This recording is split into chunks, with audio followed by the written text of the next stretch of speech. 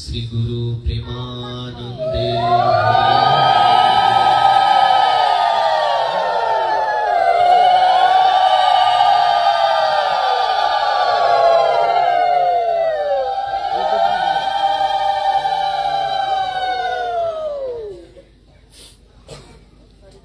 মামা যাও না তুই যা বলতে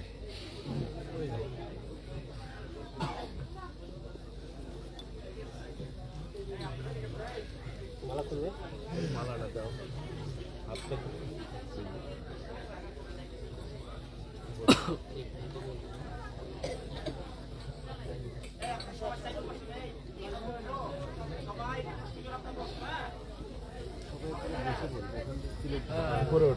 এখন তিলক দেওয়ার দরকার নেই,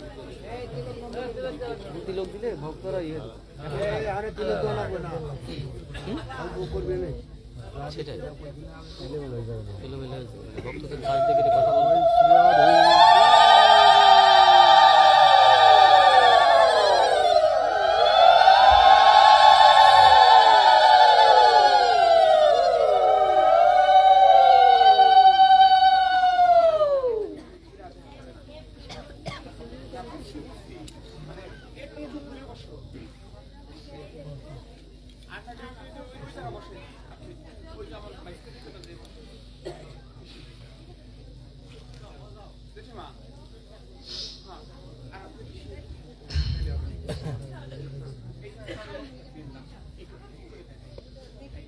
বিদ্যার বিলাসে কাটাইন কালো, পরম সাহসে আমি তোমার চরণ না ভজিন কভু, এখন শরণ তুমি। পরম করুণা সিন্ধু, পরম প্রেম পুরুষোত্তম, প্রেম প্রবাহ পুলকাঙ্গ সনাম ধেয়, নিজ নাম বিনোদাচার্য, স্বনামামৃত রসাকৃষ্ট, সংকীর্তন রসন্মাদি, বিপ্রলম্ভ রসঘন কলেবর, রাধা ভাবদ্যুতি সুবলিত তনু, পরম কারণিক শ্রী শ্রী নিতাই গৌরাঙ্গের অপ্রাকৃত করুণায় শ্রী শ্রী ব্রজ নবযুব দ্বন্দ্ব রাধা মাধবের পরমানুকম্পায়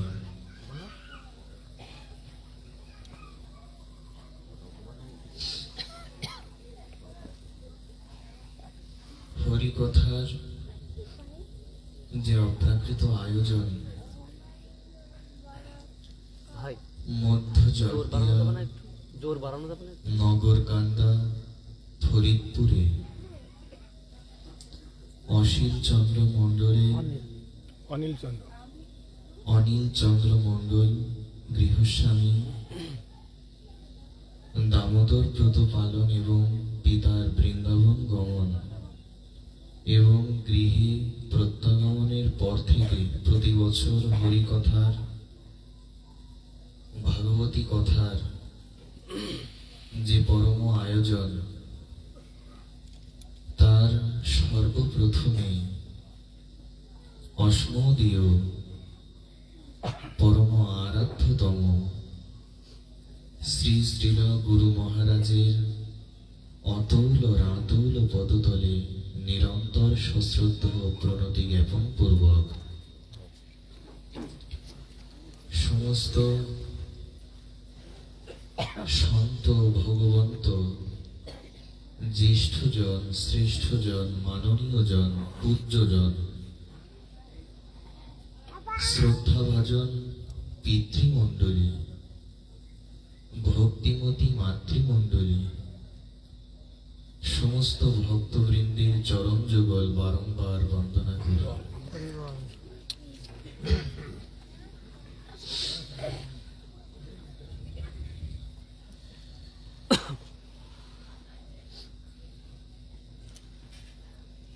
একটা গ্রন্থ রয়েছে, সেই গ্রন্থের নাম হলো ভক্তি সার সমুজ্জয়। গ্রন্থের নামটা কি বলা হলো? ভক্তি সার সমুজ্জয়। এই গ্রন্থের লেখক হলেন লোকানন্দাচার্য বা লোকানন্দ পণ্ডিত। এই বিষয়ে গোপাল দাস তার নরহরি শাখা নির্ণয় নামক গ্রন্থে তিনি বর্ণনা করেছেন। লিখেছেন, লোকানন্দাচার্য নামে দিগ্বিজয়ী পণ্ডিত নামে ঠাকুরের শাখা লোকানন্দাচার্য পণ্ডিতে করি লেখা। সেই কহে গৌরাঙ্গে মোর এই কাঠ হয়, যেই মোরে জিনিবে তার করিব আশ্রয়। ঠাকুরের ঠাই তাহার হইল পরাজয়, নীলাচলে করিলা তার চরণ আশ্রয়। ভক্তি সার সমুজ্জয় গ্রন্থ তাহার, গৌরাঙ্গের সিদ্ধান্ত পুরাণে ব্যাখ্যা তাহার। এটা গোপাল দাস কৃত নরহরি শাখা নির্ণয় গ্রন্থের মধ্যে লেখা আছে। নরহরি সরকার ঠাকুরের যত শিষ্য ছিলেন তার মধ্যে এই দুইজন ছিলেন নয়ন মণিস্বরূপ, একেবারে দুটো নিত্র স্বরূপ। একজন হলেন লোচনানন্দ, যাকে আমরা লোচন দাস ঠাকুর রূপে চিনি, পদকর্তা, এবং আরেকজন হলেন লোকানন্দ, সঙ্গে আচার্য দিগ্বিজয়ী পণ্ডিত। তো এই জন্য সম্পূর্ণ নাম হচ্ছে লোকানন্দাচার্য দিগ্বিজয়ী পণ্ডিত।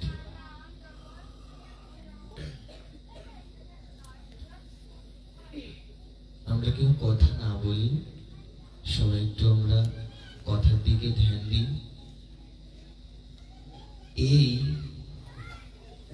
দিগ্বিজয়ী পণ্ডিত লোকানন্দাচার্য বা লোকানন্দ সহজ করে, ইনি একবার নীলাচলে অর্থাৎ পুরীতে ইনি মহাপ্রভুর নিকট বলেছিলেন যে যদি আমাকে কেউ শাস্ত্র বিচারে পরাস্ত করতে পারে, আমি তার চরণাশ্রয় করব, আমি তার শিষ্যত্ব গ্রহণ করব। এই কথা এই লোকানন্দ দিগ্বিজয়ী পণ্ডিত মহাপ্রভুকে বলেছিলেন। তখন নীলাচলেই শ্রীমন নরহরি সরকার ঠাকুর সেই নীলাচলেই নরহরি ঠাকুরের সঙ্গে এই দিগ্বিজয়ী পণ্ডিত লোকানন্দাচার্যের শাস্ত্র বিচার হয়। শাস্ত্র বিচারে নরহরি ঠাকুরের কাছে এই দিগ্বিজয়ী পণ্ডিত পরাস্ত হয়ে যায়, পরাভূত হয়ে যায়, হেরে যায়। শাস্ত্র বিচারে, তত্ত্ব সিদ্ধান্ত বিচারে নরহরি ঠাকুরের কাছে হেরে যায়। এই জন্য মহাপ্রভুকে আগের থেকেই যেহেতু বলে রেখেছেন, আমাকে যে ব্যক্তি সিদ্ধান্ত বিচারে শাস্ত্র বিচারে যে আমাকে হারাতে পারবে, আমি তারই শিষ্যত্ব গ্রহণ করব। সেই কথা অনুসারে শ্রীমন নরহরি সরকার ঠাকুরের শিষ্যত্ব গ্রহণ করেছিলেন। সেই নরহরি ঠাকুরেরই শিষ্য এই লোকানন্দাচার্য দিগ্বিজয়ী পণ্ডিত। আসুন আমরা ওনার নামে এবং ওনার গ্রন্থের নামে একটি জয়ধ্বনি দিই। কেন? কারণ এনারা তো মহাপ্রভুর কৃপাভাজন, এনারা তো গৌর পরিকর, এনারা নিত্য সিদ্ধ পার্ষদ। এনাদের নামে যদি আমরা জয়ধ্বনি দিই, যদি আমরা এনাদের বিষয়ে কথা বলি, এনাদের চরিত্র শ্রবণ করি, আমরা সঙ্গে সঙ্গে কৃপা পেয়ে যাব। এই জন্য আসুন আমরা একটু তাদের নামে একটু জয়ধ্বনি দিই। বলিয়ে লোচনানন্দ ঠাকুর কি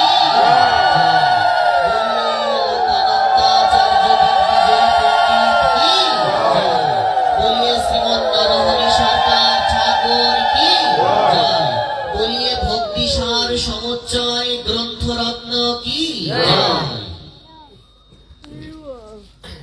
দেখুন, এই প্রসঙ্গটা আগের থেকেই বলে নিলাম যাতে আমরা একটু সম্যক একটা ধারণা লাভ হয়, সহজে যাতে আমরা গ্রন্থকারের বিষয়ে এবং গ্রন্থের বিষয়ে জানতে পারি। তো সেই নরহরি সরকার ঠাকুরের শিষ্য দিগ্বিজয়ী পণ্ডিত লোকানন্দাচার্যের যে গ্রন্থরত্ন, তার নাম হলো ভক্তি সার সমুচ্চয়। সেই গ্রন্থের মধ্যে তিনি ভক্তিকে তিনি প্রথমে 3 ভাগে ভাগ করেছেন। কত ভাগে? সবাই একটু জোরে বলি। 3 ভাগ: সাত্বিক ভক্তি, রাজসিক ভক্তি এবং তামসিক ভক্তি। এবং এই প্রত্যেকটা ভক্তিকে আবার 3 ভাগে করে ভাগ করা হয়েছে। অর্থাৎ সাত্বিক ভক্তিকে 3 প্রকার, রাজসিক ভক্তিকে 3 প্রকার, তামসিক ভক্তিকেও 3 প্রকার। তাহলে 3 ত্রিকে 9। এই 9 প্রকার ভক্তির কথা ভক্তি সার সমুচ্চয় গ্রন্থে এসেছে। তো আসুন আমরা একটু স্পর্শ করে যাই, কেননা এই ভক্তির বিষয়ে যদি আমরা একটা সম্যক ধারণা লাভ করতে পারি, তাহলে আমরা শুদ্ধ ভক্তির দ্বারা, নির্মল বিশুদ্ধ ভক্তির দ্বারা আমরা অনায়াসেই ভগবত কৃপা লাভ করতে পারবো।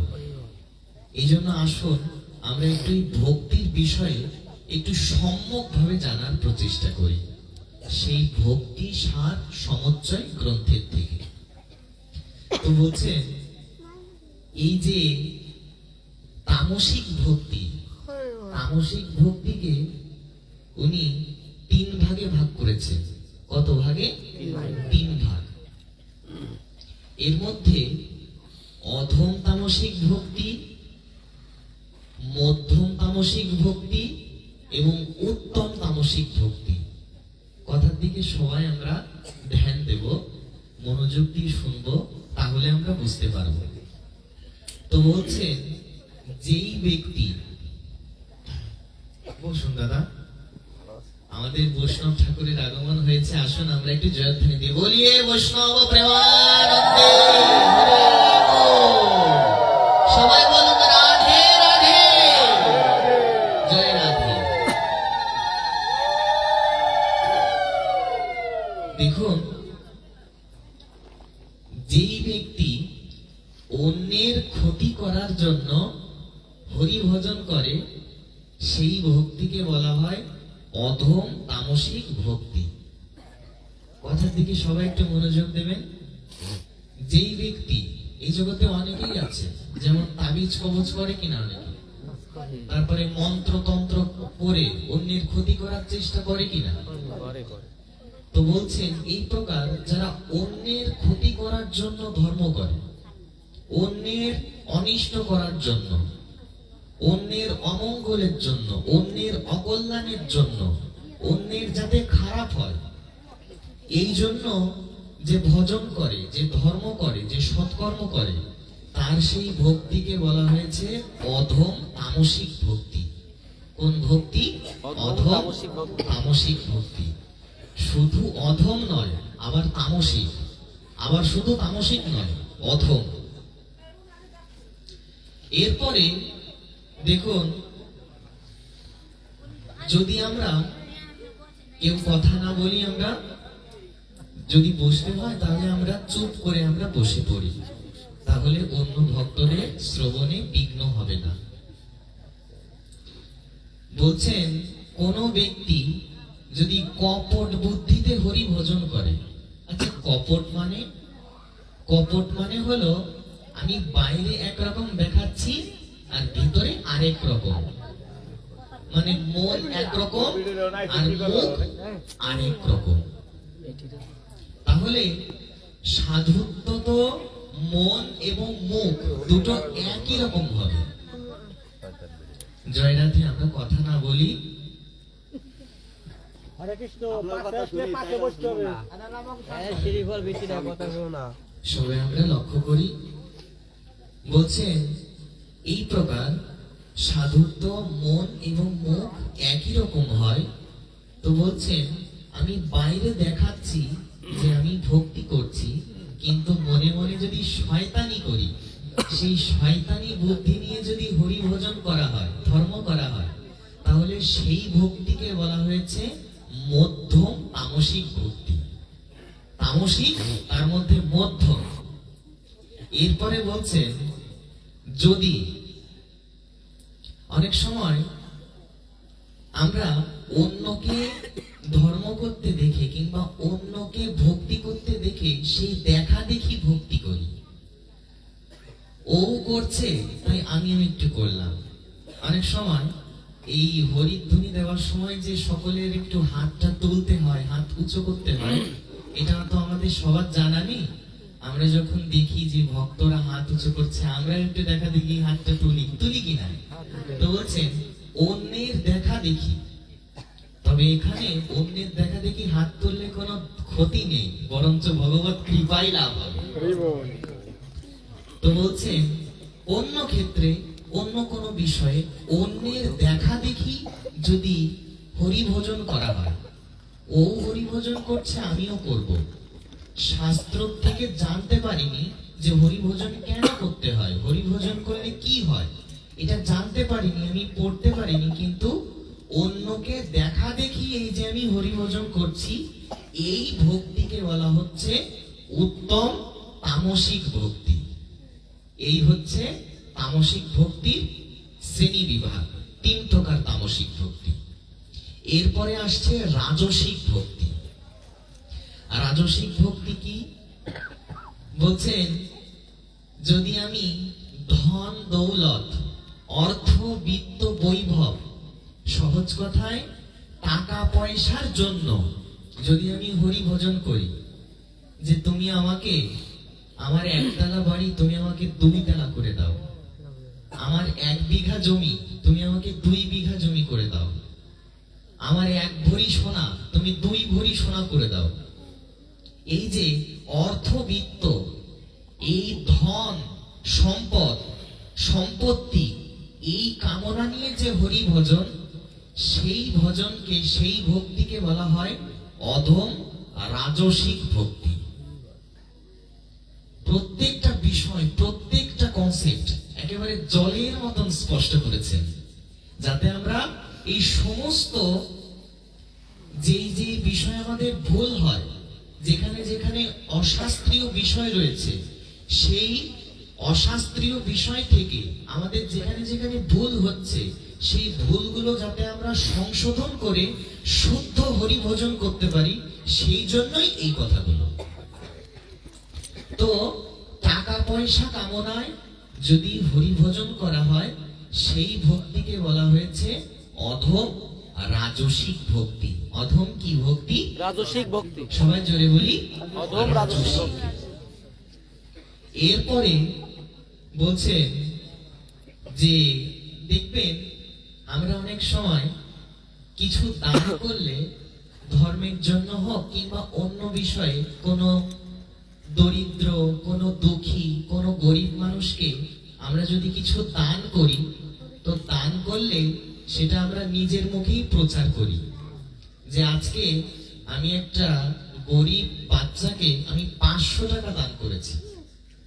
আবার এখন তো আধুনিক যুগ, ওই 500 টাকা যখন ওই বাচ্চাটার হাতে দেব, সঙ্গে সঙ্গে লাইভ অন করে ফেললাম মোবাইলে, ফেসবুকে লাইভ অন করে আমি টাকাটাও দিচ্ছি, মানে এক ঢিলে দুই পাখি, টাকাটাও দেওয়া হলো, সঙ্গে সঙ্গে মানুষকেও দেখানো হলো। কিন্তু মনুসংহিতা থেকে শুরু করে আমাদের যে ধর্মশাস্ত্র, সনাতন ধর্মের সংবিধান কি বলে? বলছেন যদি আপনি কিছু দান করেন, এমন একটা কথা প্রচলিত আছে, ডান হাতে দান করলে বাম হাত জানতে পারবে না, আছে কি না? এইটাই হচ্ছে শাস্ত্রের কথা, যে আমি যাকে দান করছি শুধুমাত্র সেই ব্যক্তি ছাড়া আর ভগবান ছাড়া আর কারোর জানার প্রয়োজন নেই। যদি আমি মনে করি যে আমি এই মন্দিরের উন্নয়নের জন্য আমি 1000 টাকা অনুদান দিলাম, দান করলাম, কিন্তু আমি যদি বলি আমার নামটা টাইলসে ওঠাও, বলি কিনা? একদম। আমার নামটা ভালো করে খোদাই করে দাও, টাইলসে যেন স্পষ্ট আমার নামটা দেখা যায়, বললেন দানটা নিষ্ফল হয়ে গেল। শাস্ত্রের বিচারে আমাদের সনাতন ধর্মের সংবিধান বলছেন তোমার দানটা তখনই সার্থক হবে যখন একমাত্র সেই ব্যক্তি এবং ভগবান জানবে, আর কেউ যেন না জানতে পারে, তাহলেই তুমি দানের সম্পূর্ণ ফল লাভ করবে।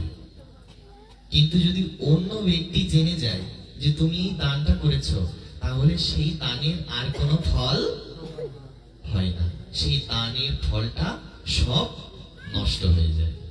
এই জন্য আমরা যদি জগতে এই যে সম্মান পাওয়ার আশায়, পূজা পাওয়ার আশায়, তারপরে যশ খ্যাতি পাওয়ার আশায় যদি আমরা হরি ভজন করি, তো সম্মান লাভ পূজা প্রতিষ্ঠার জন্য, তারপরে এই যে পূজা পাওয়ার জন্য, যশ খ্যাতির জন্য যে হরি ভক্তি করা হয়, সেই ভক্তিকে বলা হয়েছে মধ্যম রাজসিক ভক্তি।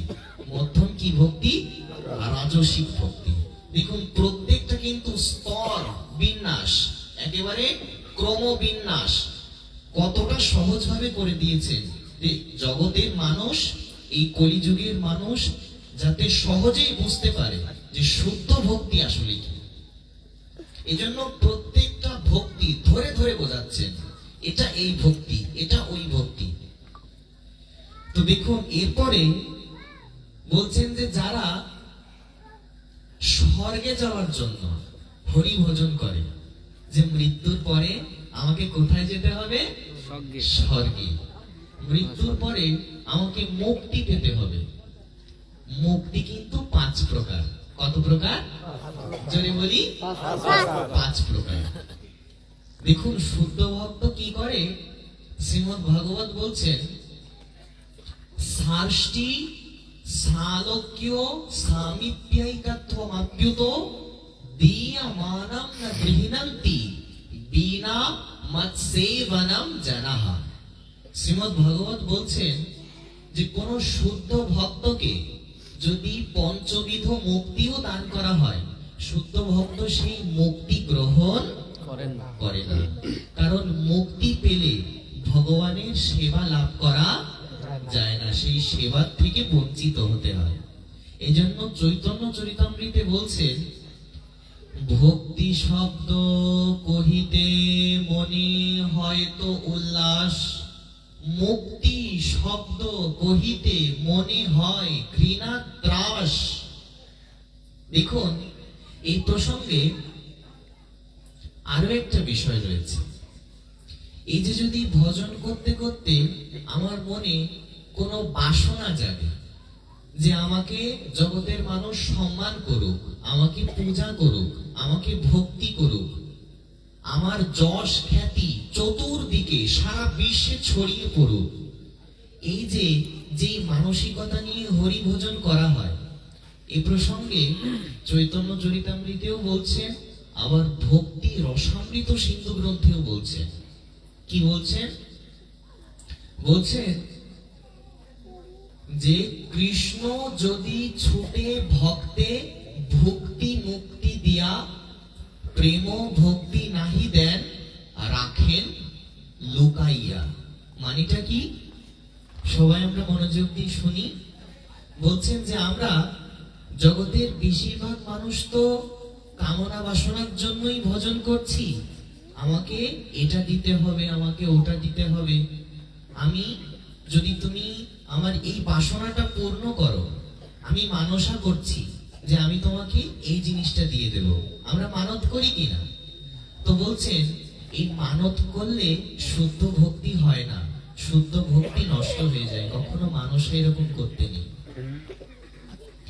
কারণ ভগবানের সঙ্গে আমাদের ব্যবসায়িক সম্পর্ক নয় যে ভগবান দেবে আমি এটা দেব, আর আমি এটা দিলে ভগবান আমাকে এটা দেবে। এইভাবে ব্যবসায়িক ভগবানের সঙ্গে এইভাবে দেওয়া পাওয়ার সম্পর্ক নয়, ভক্তির সম্পর্ক। দেখুন, এই জন্য ভক্তি রসামৃত সিন্ধুতে বলছেন ভক্তি মুক্তি স্পৃহা यावत् পিশাচি হৃদি বর্ততে তাবৎ ভক্তি সুখস্যাত্র কথম অভ্যুদয়ো ভবেৎ। এই শ্লোকের মানে কি?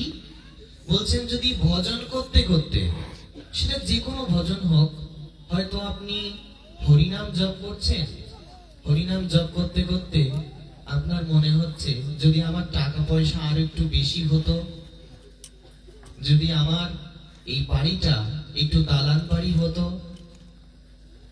ভক্ত কেমন? ভক্ত যে পরিস্থিতিতেই থাক সেই পরিস্থিতিতেই সে সন্তুষ্ট থাকতে জানে। এটাই হচ্ছে শুদ্ধ ভক্তি।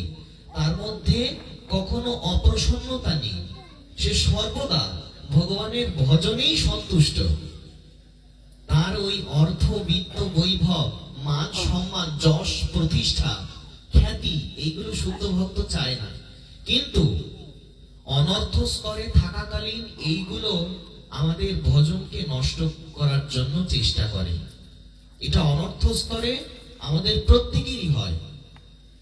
তো বলছেন ভজন করতে করতে যদি এরকম ভোগের ইচ্ছা জাগে যে আমার আরো একটু টাকা হতো, আমার গাড়ি বাড়ি ব্যাংক ব্যালেন্স আমার এইগুলো হয়ে যেত, এই জন্য হরিনাম করতে করতে যদি এই প্রকার ভোগের বাসনা জাগে, তাহলে সেই মনে শুদ্ধ ভক্তি আবির্ভূত হয় না।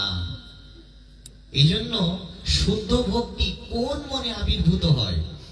কার হৃদয়ে শুদ্ধ ভক্তি আবির্ভূত হয়? বললেন যেই মনে যেই হৃদয়ে কোনো চাওয়া পাওয়া নেই, কোনো কামনা বাসনা নেই, শুধু সেবা করি সুখ দিব এই মাত্র চাই। ওকে একটু বসিয়ে দাও, না হলে ভক্তদের মনোযোগটা অন্যদিকে চলে যাচ্ছে। বসিয়ে দাও। সবার কথার দিকে আমরা লক্ষ্য করি।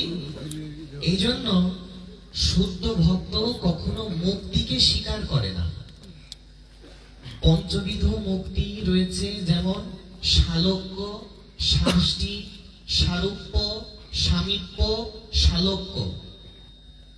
5 প্রকার মুক্তি। শুদ্ধ ভক্তি শুদ্ধ ভক্ত একটাও গ্রহণ করেন না। এই জন্য যদি এই প্রকার যশ খ্যাতির জন্য কিংবা ভোগের জন্য যে ভক্তি করা হয়, সেই ভক্তিকে কি বলা হলো? সেই ভক্তিকে বলা হচ্ছে মধ্যম রাজসিক ভক্তি। এবং এই জন্য সেই ভক্তিকে বলা হচ্ছে, কথাটা আমরা লক্ষ্য করি, এই যে মুক্তির বাসনা, ভোগের বাসনা, এই মুক্তির বাসনা। দেখুন, মুক্তি বলতে কি বুঝি আমরা? শ্মশানের যে 4টা খুঁটি দেখেছি কিনা, ওই 4টে খুঁটির অর্থ কি বলা হলো? ধর্ম, অর্থ, কাম এবং মোক্ষ। তো এই যে মোক্ষটা, এই মোক্ষ আসলে কি? মোক্ষ বলতে তো আমরা বুঝি সাযুজ্য মুক্তি। সাযুজ্য মুক্তি মানে ব্রহ্মে লীন হয়ে যাওয়া। ব্রহ্মে লীন হয়ে যাওয়া মানে ব্রহ্মে মিশে যাওয়া, আমরা এমনটাই জানি। কিন্তু এই বিষয়টা ডক্টর রাধা গোবিন্দনাথ তার মহাপ্রভু শ্রী গৌরাঙ্গ গ্রন্থের মধ্যে স্পষ্ট করেছেন। এই যে সাযুজ্য মুক্তি বা মোক্ষ, এটার অর্থ কি?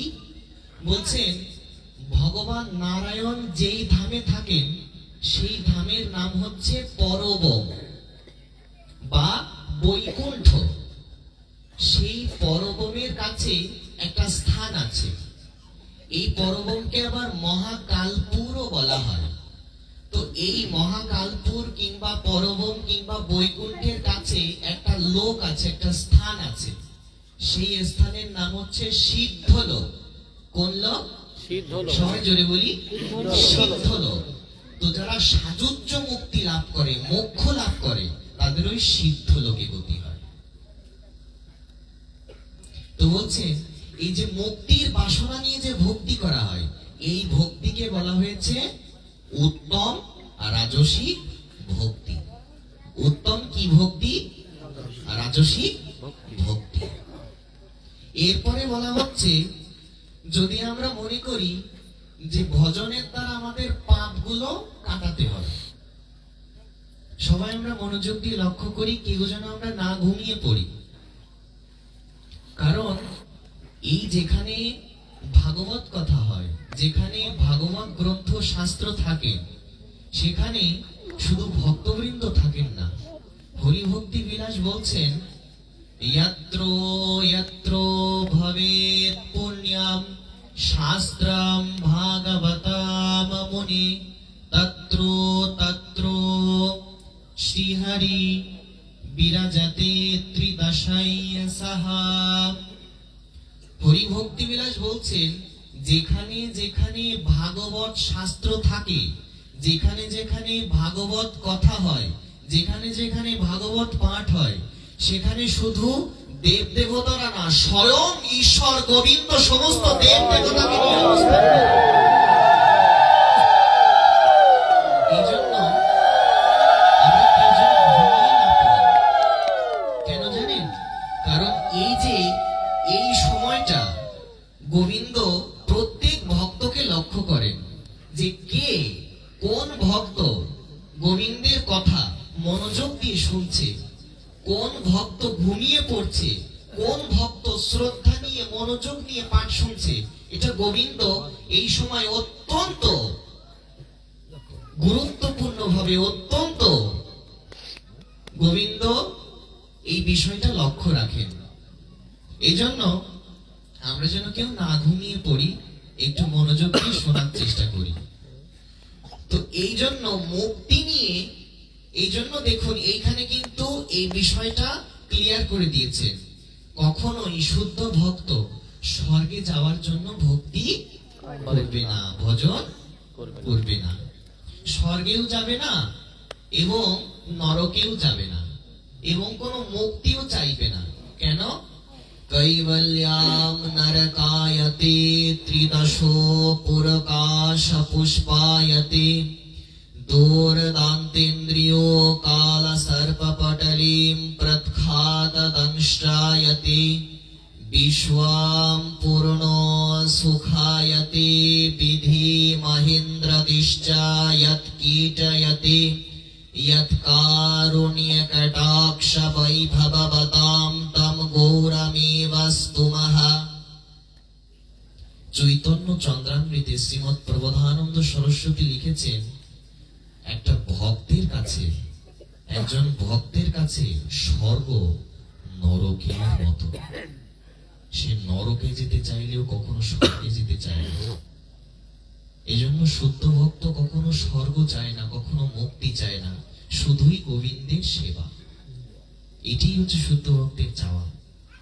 দেখুন মহাপ্রভু আমাদের এটি শেখালেন যে न धनां न जनां न सुन्दरीं कवितां व जगदीश कामये मम जन्मनि जन्मनीश्वरी भगवताद् भक्तिरहैतु की त्वयि। আমরা কেউ কথা না বলি, আবার আওয়াজ হচ্ছে। মহাপ্রভু শেখালেন যে দেখো অনেকানেক জন্ম তোমাদের হয়েছে, তো এত জন্মে তোমরা অনেক কিছু চেয়েছো, যে আমাকে এটা দাও ওটা দাও, মানসা করেছো, মানত করেছো। এই জন্মে এগুলো আর করো না, এগুলো করলে তোমার শুদ্ধ ভক্তি হবে না, নষ্ট হয়ে যাবে। এই জন্মে এগুলো আর চেয়েও না। অনেক জন্ম চেয়েছো, দেব দেবতার কাছে অনেক কিছু চেয়েছো, আমার পুত্র সন্তান হোক, আমার একটা ভালো স্ত্রী হোক, একটা সুন্দরী স্ত্রী হোক, সুন্দরী বউ হোক, ছেলেটার চাকরি হোক, ব্যবসা বাণিজ্য ভালো হোক। এইভাবে অনেক কিছু চেয়েছো দেব দেবতার কাছে, ভগবানের কাছে। আর এগুলো চেয়েও না। যদি কিছু চাইতেই হয় একমাত্র এটাই চাও যে গোবিন্দ তোমার চরণে যেন জন্মে জন্মে আমার অহৈতুকী ভক্তি লাভ হয়। এইটাই চাও, তবেই তোমার শুদ্ধ ভক্তি লাভ হবে। অন্য কিছু চেও না। এই জন্য দেখুন এখানে আরো একটা তত্ত্ব রয়েছে।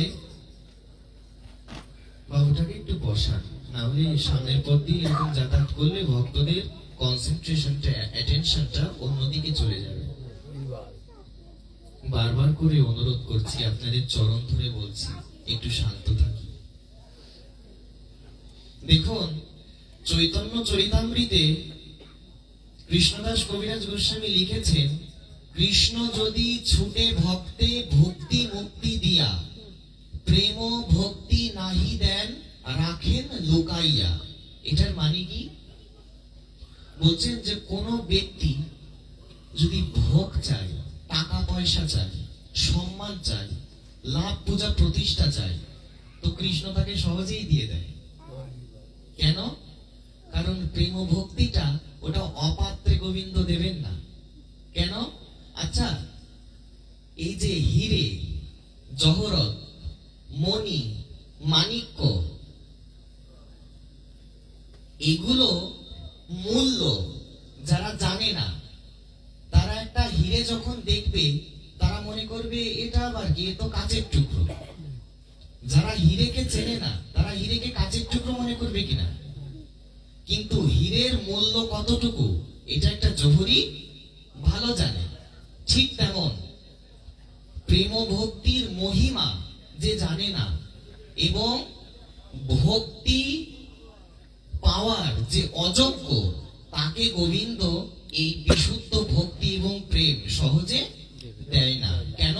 কারণ অপাত্রে যদি দেওয়া হয়, পাত্র যদি ছিদ্র থাকে, তাহলে আপনি সেই পাত্রে যতই জল ঢালুন, সেই পাত্রে কি জল থাকবে? ঠিক তেমন এজন্য সবাইকে এই দুর্লভ, এই প্রেম ভক্তি বিশুদ্ধ ভগবত প্রেম, এটা জগতের নারী পুরুষের প্রেম নয়, এটা বিশুদ্ধ ভগবত ভক্তি, ভগবত প্রেম।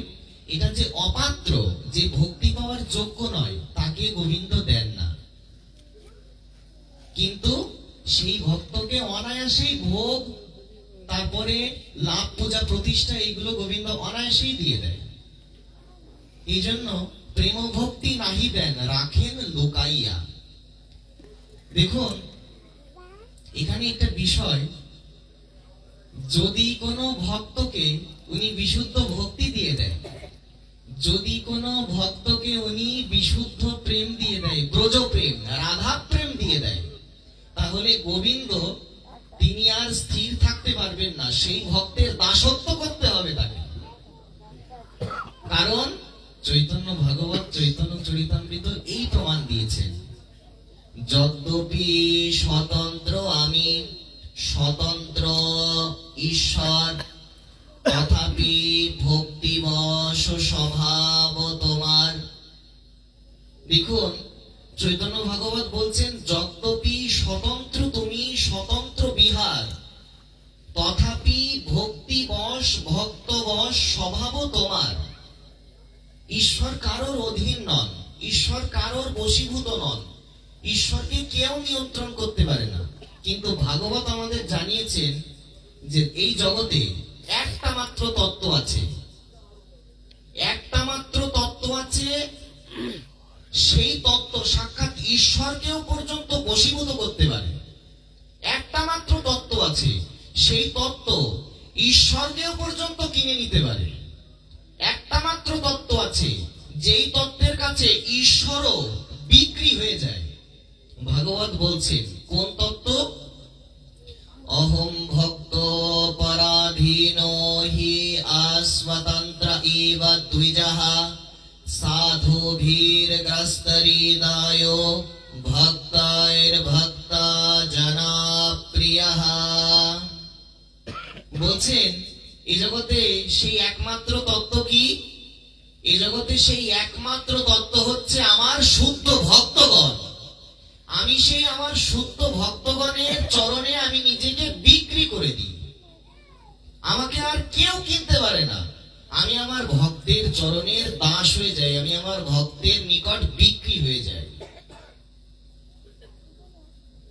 স্বয়ং গোবিন্দ নিজে বলছেন, ভাগবত তার প্রমাণ।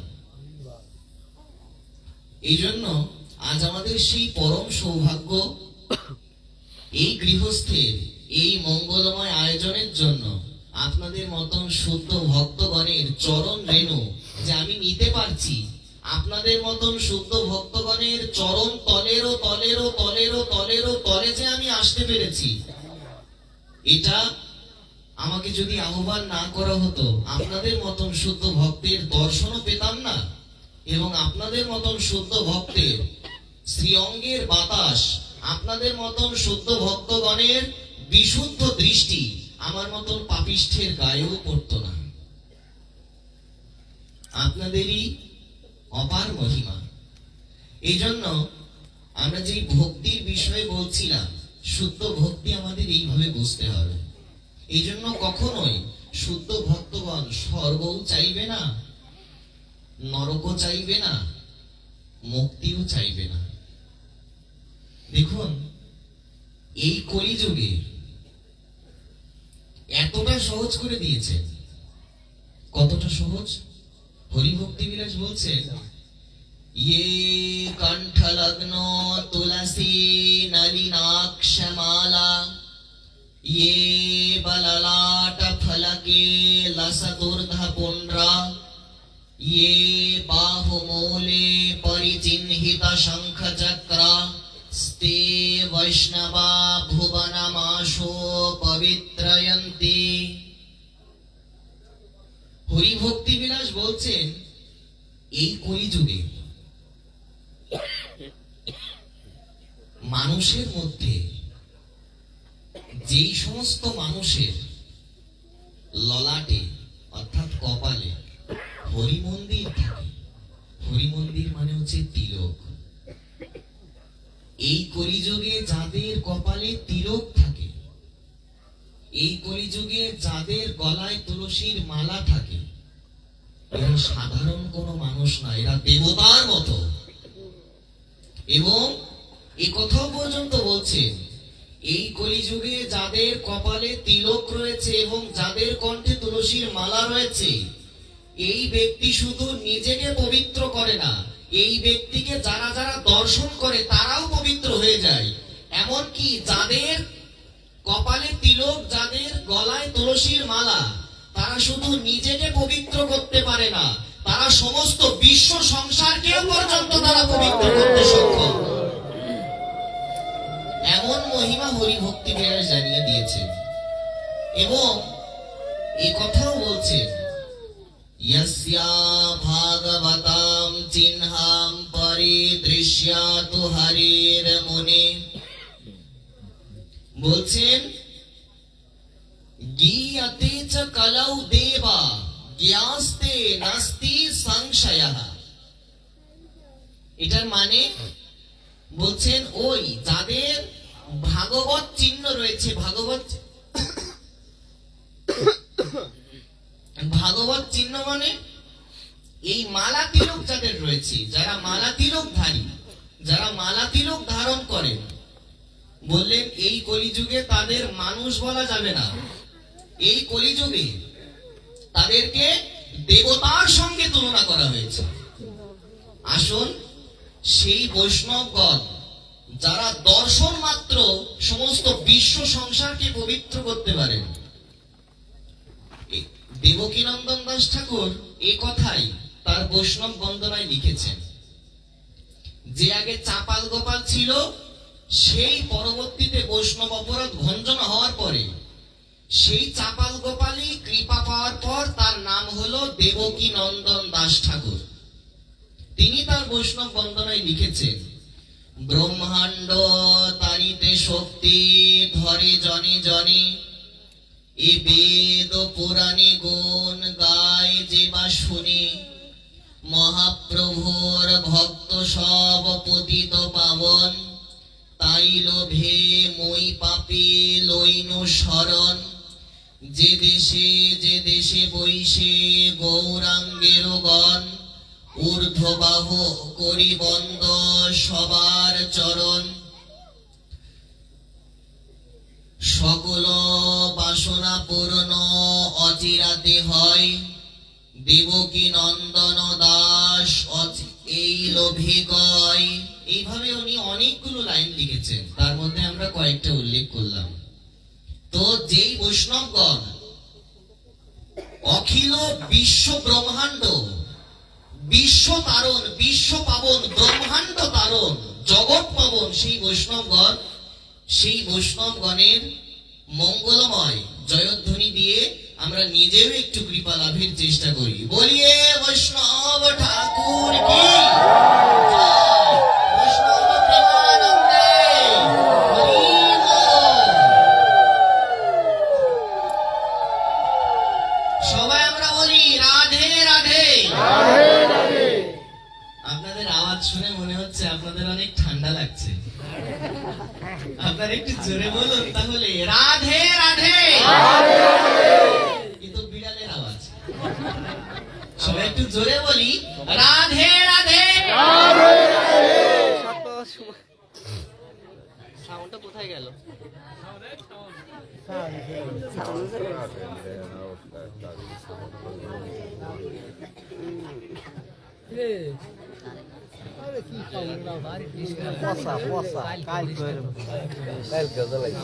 তো ঠিক করুন, লুজ কানেকশন।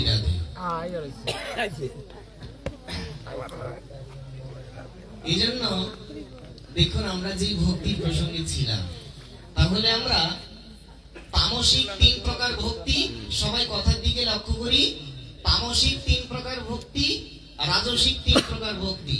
তাহলে এই 3 আর 3 কত হলো? 6। আরো তাহলে 3 প্রকার থাকে। এই 3 প্রকার কি তাহলে?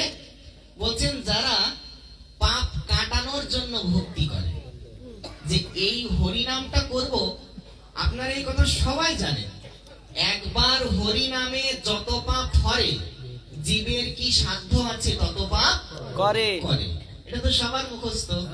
এই বাংলা কথারই সংস্কৃত শ্লোক আছে, বলছেন, নাম নহিয়াবতি শক্তি পাপ নির্হরণী হরিহে, তাবৎ কর্তুম ন শক্নতি পাতকম পাতকি নরঃ।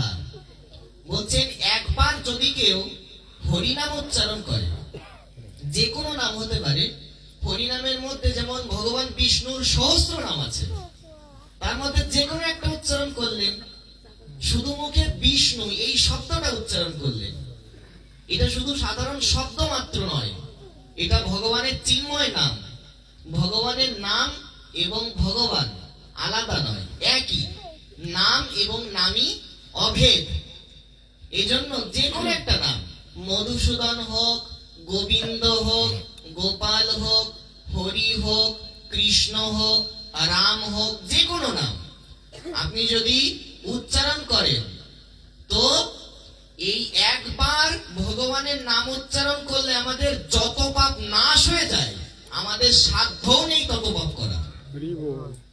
হরিনামের কলিযুগে মানুষের জন্য এত সহজ রাস্তা করে দিয়েছেন মুক্তির উপায়। শুধু মুক্তি বললে তো ভুল হবে, ভগবানের চরণে পৌঁছানোর জন্য কত সহজ রাস্তা করে দিয়েছে, যে হরিনাম করলে আমাদের সমস্ত পাপ নষ্ট হয়ে যায়। এই জন্য দেখুন,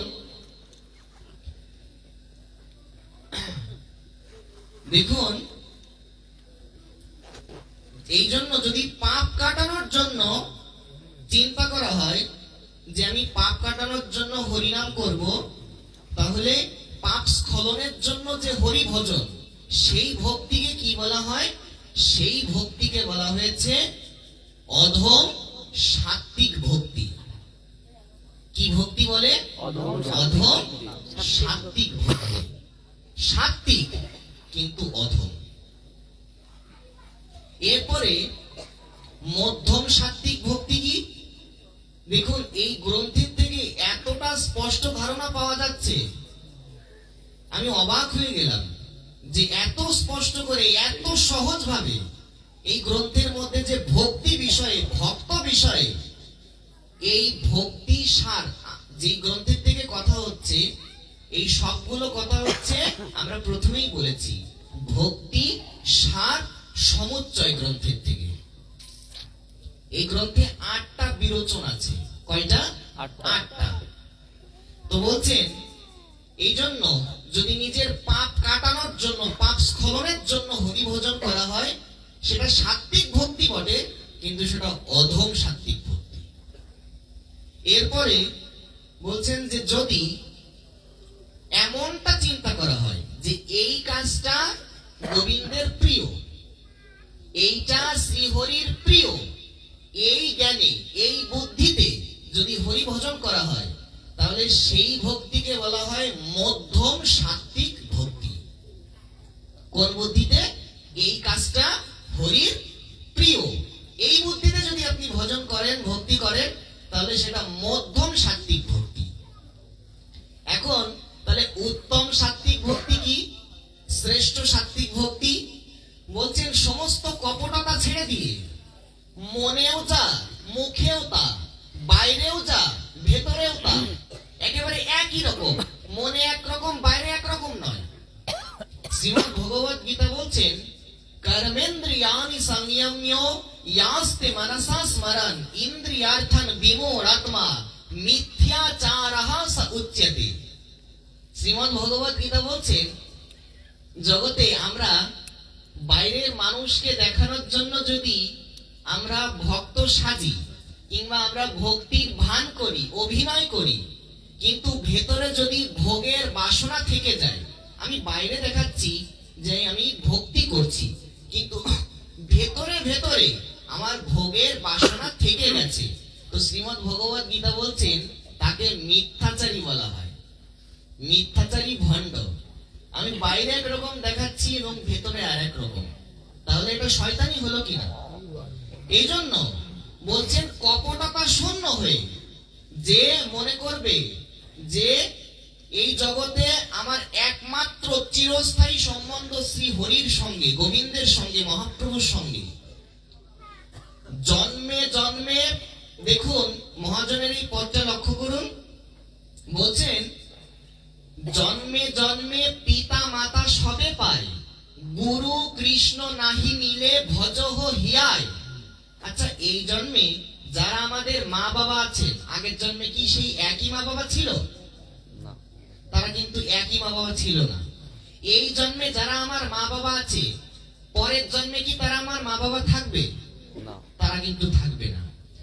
তাহলে এই কথার দ্বারা তাহলে কি প্রমাণিত হয়? বলছেন শুধু মানুষের মা বাবা নেই, পশু পাখিরও মা বাবা আছে। কুকুর বেড়ালের মা বাবা আছে কিনা? প্রত্যেক পশুরই মা বাবা থাকে, মানুষেরও আছে। তাহলে মানুষের সঙ্গে পশুর পার্থক্য কি হলো? বলছেন একটা জায়গায় পার্থক্য আছে এবং কয়েক জায়গায় মিলও আছে। কি কি মিল আছে আর কি কি পার্থক্য আছে? উত্তর গীতার মধ্যে সেই কথাটা লেখা আছে। কোন কথা? আহার নিদ্রা ভয় মৈথুনঞ্চ সামান্যমেতৎ পশুভির নরানাম ধর্মো হি তেষাম অধিকো বিশেষো ধর্মহীনাঃ পশুভিঃ সমানা। পশুর সঙ্গে মানুষের মিল কোথায়? একটা পশুকে যদি লাঠি দিয়ে ভয় দেখানো হয়, কুকুরকে ভয় পায় কিনা? একটা মানুষ যদি সাপ দেখে, বাঘ দেখে, ভয় পায় কিনা? তো পশুরও ভয় আছে, মানুষেরও ভয় আছে। একটা পশু আহার গ্রহণ করে, মানুষও আহার গ্রহণ করে। একটা পশুরও বাচ্চা, পরিবার আছে, একটা মানুষেরও পরিবার আছে। তারপরে একটা পশুও ঘুমায়, একটা মানুষও ঘুমায়। এতগুলো বৈশিষ্ট্য পশুর সঙ্গে মানুষের মিল আছে, কিন্তু একটা জায়গায় পার্থক্য। এখানে যদি কোনো কুকুর বেড়াল যদি 1 ঘন্টা 2 ঘন্টা পাঠ হয়, তো ওই যদি পাঠটা শোনে, একটা কথা বুঝতে পারবে কি? না। কিচ্ছু বুঝতে পারবে? কেন পারবে না? কারণ ওর ওই কথা বোঝার বোধ শক্তি নেই, কিন্তু মানুষের আছে। একটা জায়গায় পার্থক্য, মানুষ ধর্মের আচরণ করতে পারে, মানুষের মধ্যে ধর্মবোধ আছে, মানুষের মধ্যে বিবেক আছে, এবং মানুষ এই ধর্মের কথা শুধু শুনতেই পারে না, ধর্মের কথা শুনে সেটা বুঝতে পারে, অনুভব করতে পারে এবং আচরণও করতে পারে। কিন্তু এই জিনিসটা কোনো কুকুর বেড়াল পারে না। করতে পারে না। এই জায়গায় পার্থক্য।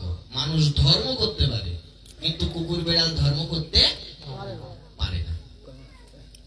এই জন্য আমাদের এইটাই একমাত্র সম্বন্ধ।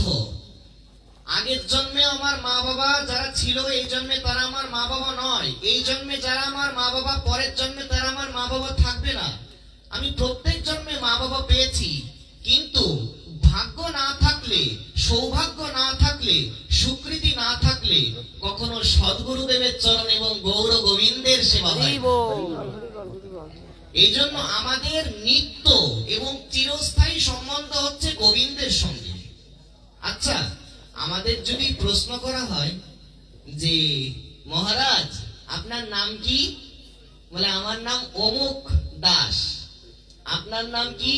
আমার নাম অমুক চক্রবর্তী। এখন এক একজনের এক এক টাইটেল, এক একজনের এক এক পরিচয়। এই পরিচয়গুলো হচ্ছে আমাদের দেহের পরিচয়। এই যে আমাদের যদি কেউ নাম জিজ্ঞাসা করে, আমরা আমাদের নাম বলবো, কিন্তু এই যে আমরা আমাদের নাম বলছি, এইটা আমাদের বাইরের পরিচয়, দেহের পরিচয়, কিন্তু আমাদের আত্মার পরিচয় কি? এই প্রশ্ন আমরা কখনো করি কি? দেখুন, এই প্রশ্নটা আমাদের আসা উচিত, জাগা উচিত, না হলে আমাদের মনুষ্যত্ব জাগ্রত হবে না, বিবেক জাগ্রত হবে না। যে আমরা আমাদের আত্মার পরিচয় কি? এই পৃথিবীতে আমরা কেন এসেছি? এই পৃথিবীতে আমাদেরকে কেন পাঠানো হলো?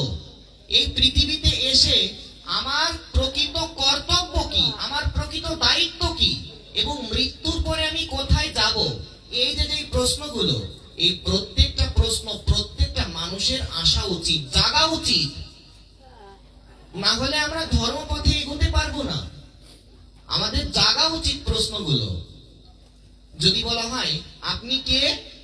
আপনি অমুক, কিন্তু এটা আমার দেহের পরিচয়। আমি কে? এই আমি কে এর উত্তর দিয়েছেন চৈতন্য চরিতামৃত। সবাই আমরা মনোযোগ দিই, কথার দিকে ধ্যান দিই।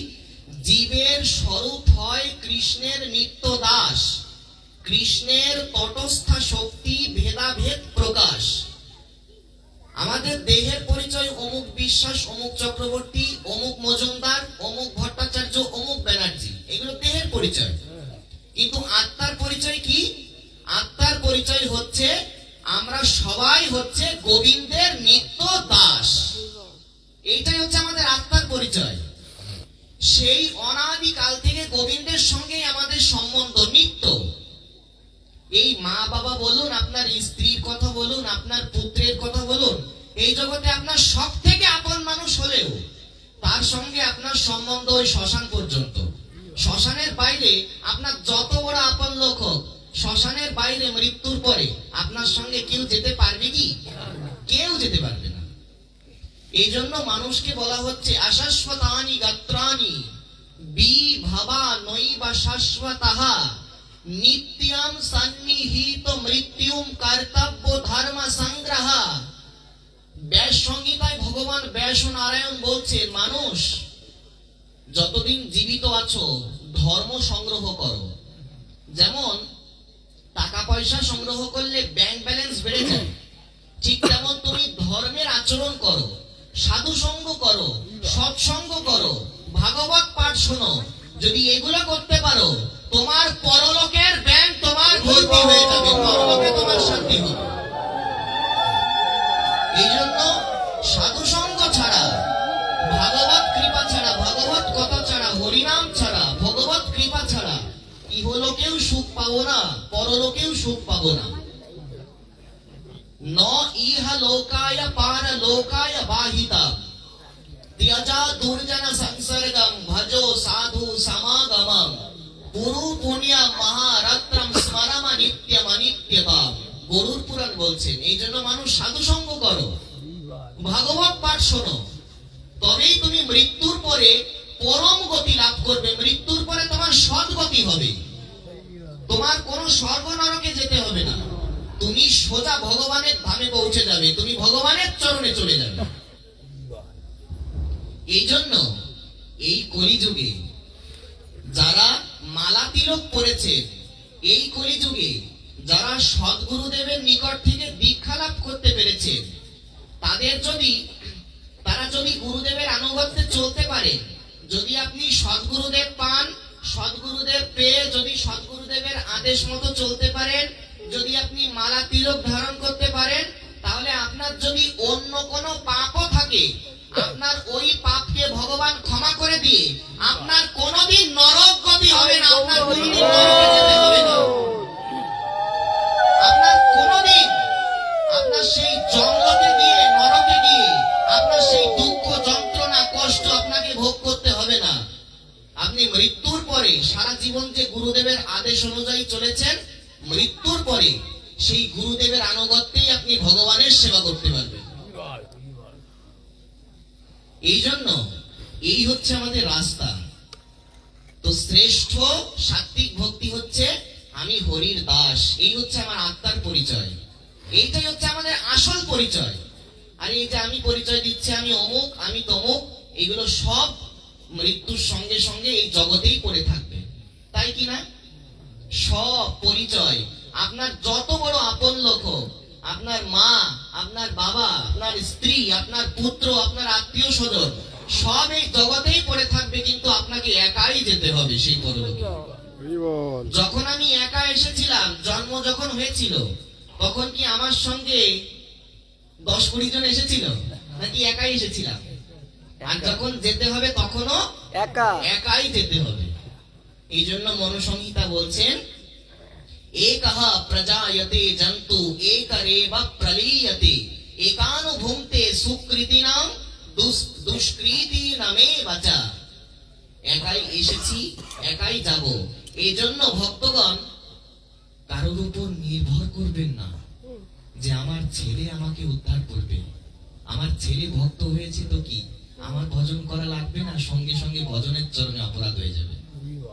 যে আমার ছেলে বৈষ্ণব হয়ে গেল, আমার ছেলে ভক্ত হয়ে গেছে, তাহলে ভগবান তো বলছে যে যার বংশে কোনো বৈষ্ণব জন্মগ্রহণ করে, এটা প্রহ্লাদের প্রসঙ্গে ভাগবতে লেখা আছে, যে বংশে কোনো বৈষ্ণব জন্মগ্রহণ করে, যে বংশে একজন বৈষ্ণব হয়ে যায়, মালা তিলকধারী হয়ে যায়, সদ্গুরুদেবের আশ্রয়ে চলে যায়, যে বংশে একজন ভক্ত সন্তান তৈরি হয়, তার একুল কুশকে শুধু 1-2 কুল না, তার 21 কুলকে ভগবান অঙ্গীকার করে নেন।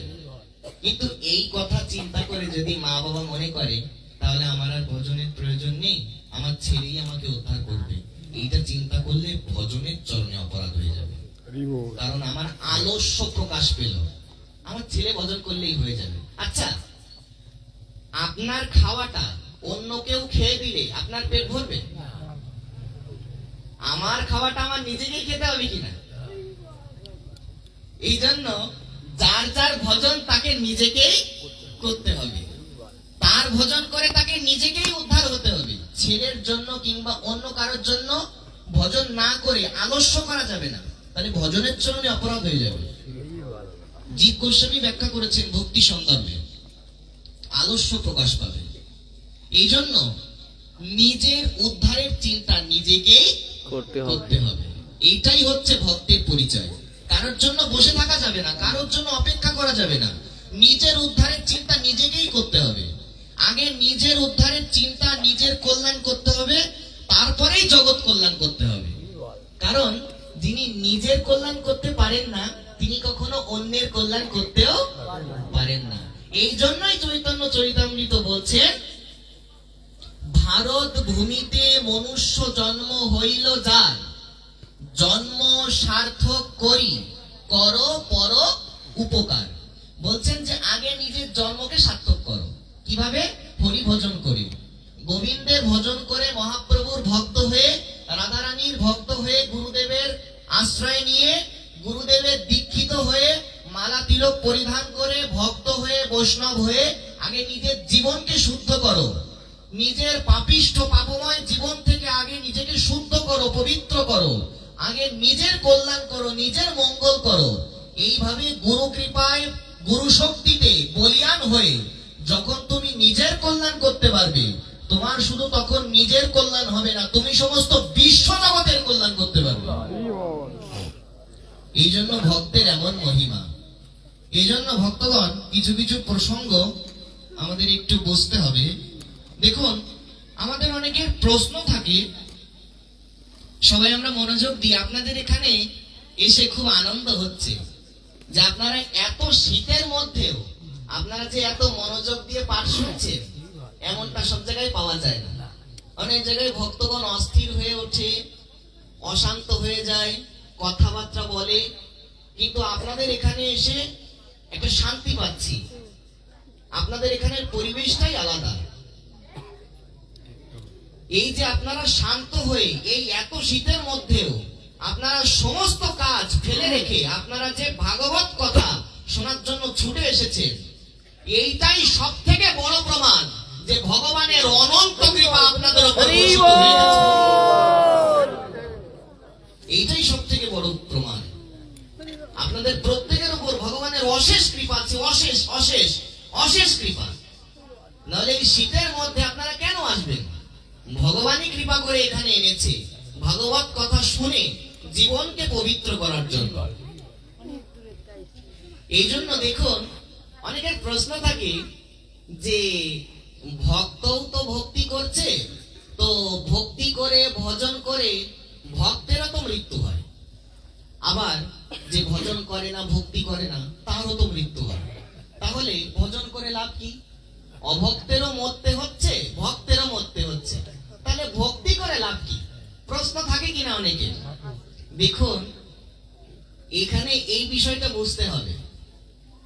এই প্রসঙ্গে গরুড় পুরাণের প্রেত কল্পে বিশেষভাবে বর্ণনা আছে যে মৃত্যুর সময়, দেখুন, একজন ভক্তের মৃত্যুর অনুভূতি আর অভক্তের মৃত্যুর অনুভূতি একরকম নয়, দুই রকম। কিন্তু ভক্ত মরার সময় যেমন অনুভব করে আর অভক্ত মরার সময় যেমন অনুভব করে, দুটো কিন্তু আলাদা, একরকম নয়। গরুড় পুরাণে এই সিদ্ধান্ত দিয়েছেন যে সারা জীবন যে ভক্তি করলো তাকেও তো মৃত্যুবরণ করতে হচ্ছে, তাকেও তো মরতে হবে। আর সারা জীবন যে কোনো ভক্তি ভজন সাধুগুরু বৈষ্ণব দেখলে নিন্দা সমালোচনা টিটকারি করেছে, আজে বাজে কথা বলেছে, উল্টো পাল্টা কথা বলেছে, সব সময় যে ঘৃণা করেছে, ভক্তি ভজন ভগবান ভগবান ঈশ্বর কৃষ্ণ যে কিছুই মানে না, সেও মৃত্যুবরণ করছে, তার মৃত্যু হচ্ছে। তাহলে পার্থক্য কোথায়? পার্থক্য হচ্ছে এই যে যখন কোন ভক্ত মৃত্যুবরণ করে আর অভক্ত মৃত্যুবরণ করে, এই দুটো মৃত্যু কিন্তু দুই রকম। কিভাবে? আচ্ছা, কোন বিড়াল যদি মুখ দিয়ে ইঁদুর ধরে, তো জোরে ধরে নাকি আস্তে ধরে? জোরে ধরে কিনা? কেন জোরে ধরছে? কারণ ইঁদুরকেও খেয়ে ফেলবে, তাই জন্য কিনা? ইঁদুরকে ওই বিড়ালটা খেয়ে ফেলবে বলে একেবারে দাঁত দিয়ে যত জোর আছে গায়ে, সেই বিড়ালটা বিড়ালের সব শক্তি দিয়ে দাঁত দিয়ে কামড়ে ধরে ওই ইঁদুরকে খাওয়ার জন্য। কিন্তু ওই একই বিড়াল যখন নিজের বাচ্চাকে ধরে মুখ দিয়ে, তখন জোরে ধরে তো? তখন আস্তে ধরে কিনা? ঠিক তেমন যারা নাস্তিক, যারা ভগবান ভগবান ভক্তি সারা জীবনেও কিছু করেনি, মৃত্যুর সময় যমদূতগণ এসে তাদের দণ্ড পাশ নিয়ে, মৃত্যু পাশ নিয়ে তাদের এত যন্ত্রণা দিয়ে তাদের প্রাণকে হরণ করে নেবে, তারা ওই যমদূতদের দেখেই মূর্ছিত হয়ে যাবে। কিন্তু যারা সারা জীবন ভক্তি করেছে, সাধুসঙ্গ করেছে, পাঠ শুনেছে, ভাগবত আসরে এসেছে, বললেন যমদূত তাদের দ্বারে কাছেও আসতে পারে না, যমদূত তাদেরকে দূরের থেকে দেখে বাতাসের গতিতে পলায়ন করে। মৃত্যুর সময় তাদের কি অনুভূতি? তাদের কোনো কষ্টই অনুভূতি হয় না। একজন ভক্তের যখন দেহত্যাগ হয়, ভক্তের ক্ষেত্রে মৃত্যু, জন্ম মৃত্যু নেই, ভক্তের ক্ষেত্রে আবির্ভাব তিরোভাব, চৈতন্য ভাগবতের সিদ্ধান্ত। যেরূপ ঈশ্বরের জন্মতিথি যেহেন পবিত্র, সেই মতো বৈষ্ণবের তিথিরও চরিত্র। চৈতন্য ভাগবত বলছেন ভক্তের জন্ম মৃত্যু নেই, ভক্তের আবির্ভাব তিরোভাব। ভক্তের যখন দেহত্যাগ হয় তখন কি হয়? ভক্তকে নেওয়ার জন্য দিব্য রথ আসে, দিব্য বিমানে এসে সেই ভগবানের পার্ষদগণ ভক্তকে নিয়ে সেই ভগবানের ধামে চলে যায়। এই হচ্ছে পার্থক্য। অভক্তের এত অসহ্য যন্ত্রণা হয়, সেটা যদি শাস্ত্রের যেভাবে বর্ণনা আছে শুনলেই আমাদের ভয় করবে। এত ভয়ঙ্কর তার অনুভব হয়, সে এত কষ্ট পায় সারা রাস্তায়, তাকে যে এত কষ্ট দেওয়া হয়। আমাদের এই পৃথিবীর থেকে নরকের দূরত্ব কত? ভাগবত শাস্ত্র বলে দিয়েছেন ৮৬,০০০ যোজন। ১ যোজন সমান ৮ মাইল। আমাদের এই পৃথিবীর থেকে নরকের দূরত্ব হচ্ছে ৮৬,০০০ যোজন। তাহলে ৮৬,০০০ গুণ ৮ গুণ করলে সংখ্যাটা চলে আসবে। এত দূরত্ব নরকের। এই প্রমাণটা কে দিলেন? এটা সাক্ষাৎ ভাগবত শাস্ত্র দিয়েছেন। সেই পাতাল লোকে এই জন্য অনেক কষ্ট পেতে হয় নাস্তিকদের, অভক্তদের দ্বারা, তাদের অনেক কষ্ট হয়। ওই নরকে যাওয়ার আগেও তাদের যে এত কষ্ট পেতে হয়, সেটা বললেই আমাদের ভয় লাগবে। অনেক কষ্ট পেতে হয় তাদেরকে। যারা এই জগতে অভক্ত রয়েছেন, দেখুন, যারা সারা জীবনেও বৃষোৎসর্গ করেনি, কোনো গাভী দান করেনি, বৃষ বা ষাঁড় দান করেনি, মৃত্যুর পরে সেই অভক্ত যখন মরে, তাকে ওই নরকে যাওয়ার আগে একটা নদী পার করতে হয়। গরুর পুরাণ প্রমাণ দিচ্ছেন যে ওই নরকে যাওয়ার আগে তাকে একটা নদী পার করতে হয়। সেই নদীর নাম হচ্ছে বৈতরণী নদী। নদীর নামটা কি? বৈতরণী। সেই নদীতে কি আছে? রক্ত, পুঁজ, বিষ্ঠা, পচা মাংস আর রক্ত সব টকবক করে ফুটছে। আর হিংস্র কুমির, হিংস্র সব জন্তু, ওই টকবক করে রক্ত ফুটছে। কেন? কারণ ওই অভক্ত, ওই যে নাস্তিক ব্যক্তি, সারা জীবনেও যে ভক্তি, ভগবান টগবান কিচ্ছু মানেনি, ওই নরকে যাওয়ার আগে ওই বৈতরণী নদীতে সে আটকে যায়। ওই বারবার যখন সে চিৎকার করে উঠে আসতে চায়, তখন যমদূতগণ সারাশি দিয়ে, দণ্ড দিয়ে তাদেরকে আবার একেবারে নিচে ওই টকবক করে ফোটা রক্তের মধ্যে ঠেলে দেয়। যে সারা জীবন তুমি ভক্তি করনি, তোমাকে ভজন করার জন্যই পৃথিবীতে পাঠানো হয়েছিল। অবশ্যই তুমি সংসার, চাকরি বাকরি, ব্যবসা বাণিজ্য করো, এতে দোষ নেই, কিন্তু ভগবানকে ভুলে এগুলো করতে বলা হয়নি। ঈশ্বরের ভজনকে বাদ দিয়ে চাকরি বাকরি, ব্যবসা বাণিজ্য করতে বলা হয়নি।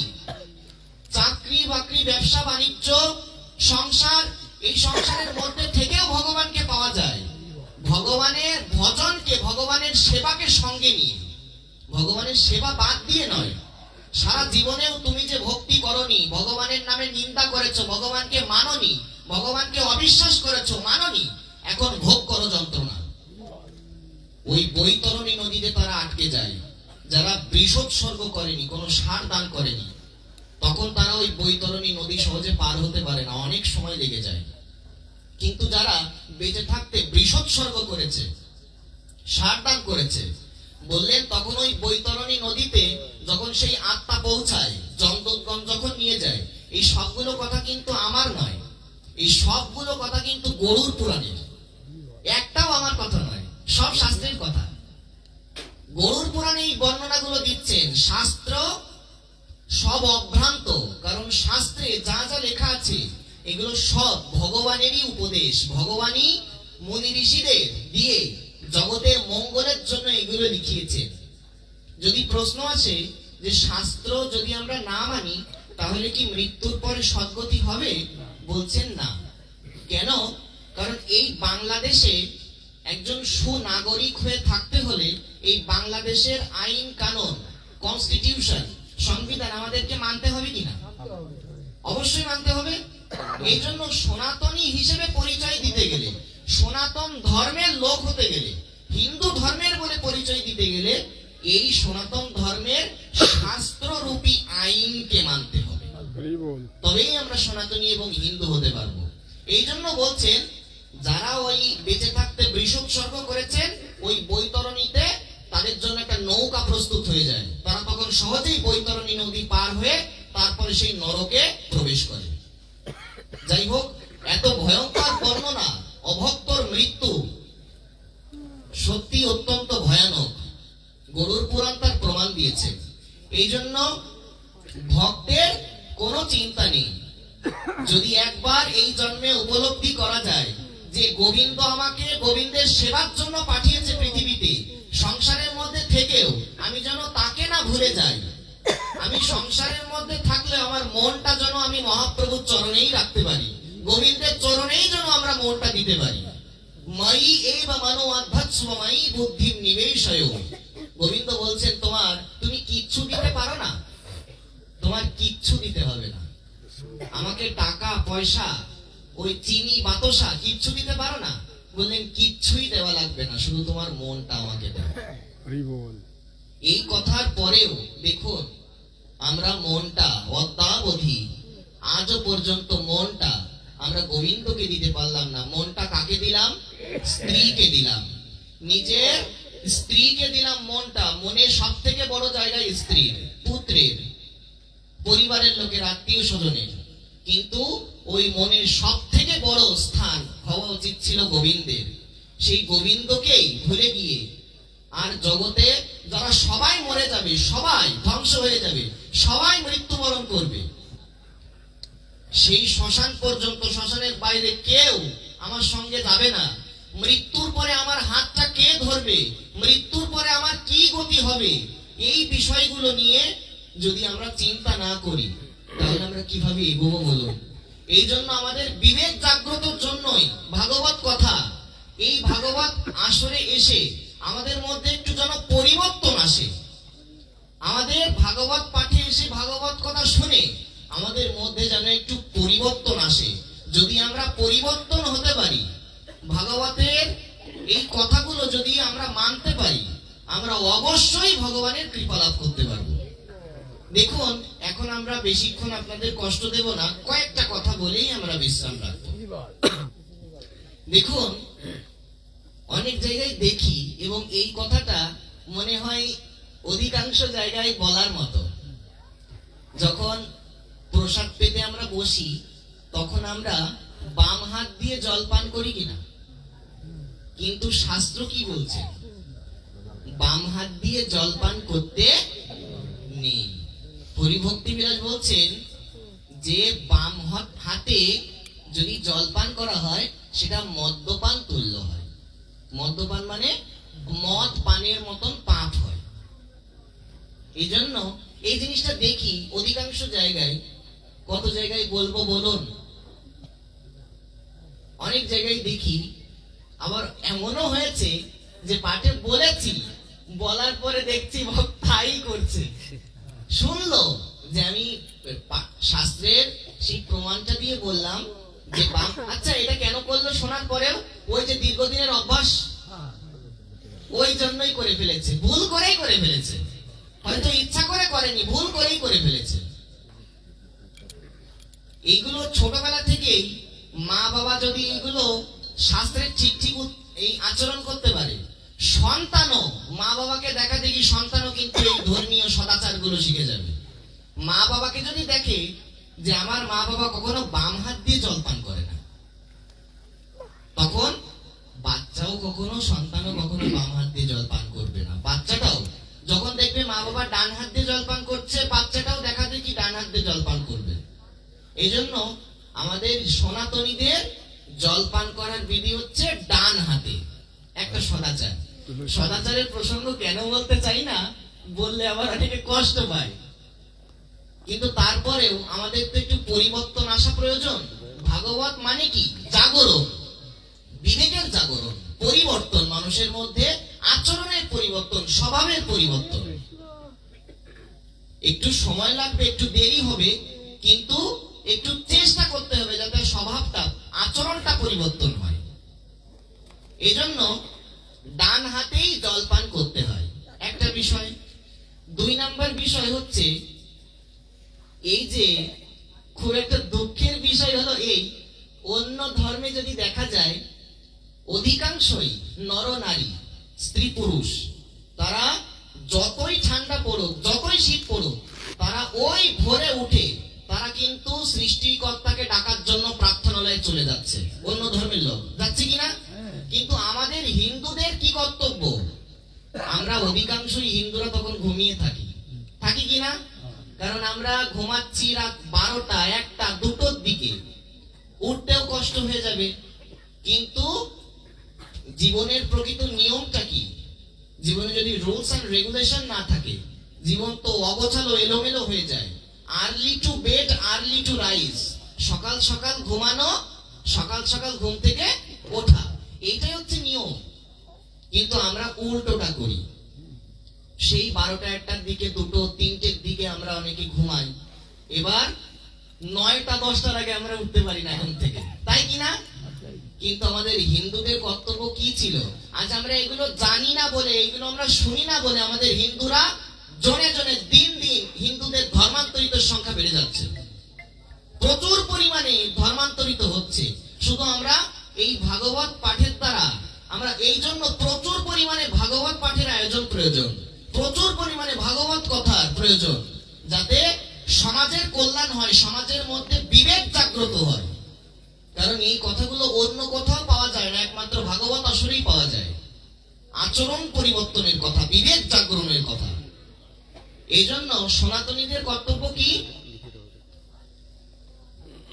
সূর্য উদয়ের 1 ঘন্টা 36 মিনিট আগে, দেখুন কালকের থেকেই যদি বলা হয়, এটা আমরা কেউই পারবো না বলতে গেলে, কারণ আমাদের দীর্ঘদিনের অভ্যাস, আমরা দেরি করে ঘুম থেকে উঠি।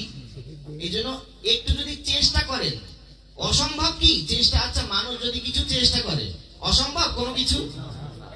শুধু একটু। এই জন্য where there is a will there is a way, যদি আপনার ইচ্ছা থাকে তো অবশ্যই হবে, শুধু মনে ইচ্ছা তো থাকতে হবে।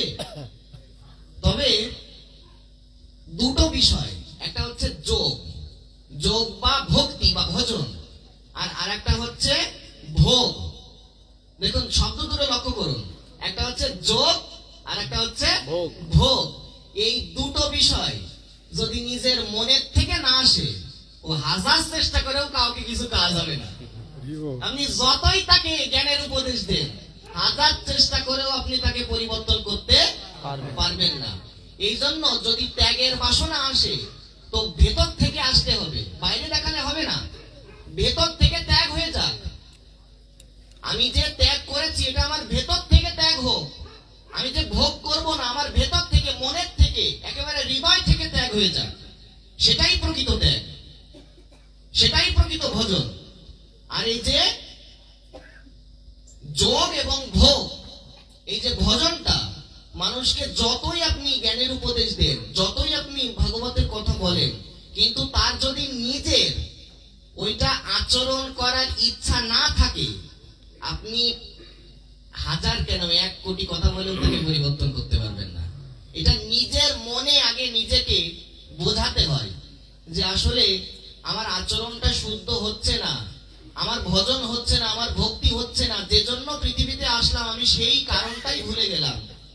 আমি কিভাবে পশুর মতন জীবন যাপন করছি। একটা পশু যেমন খাওয়া ঘুম ছাড়া কিছু বোঝে না, আমি মানুষ, সৃষ্টির সেরা জীব হয়েও আমি খাওয়া ঘুম ছাড়া কিছুই বুঝলাম না। আমার জীবনটা আমি এইভাবে কেন নষ্ট করে দিচ্ছি?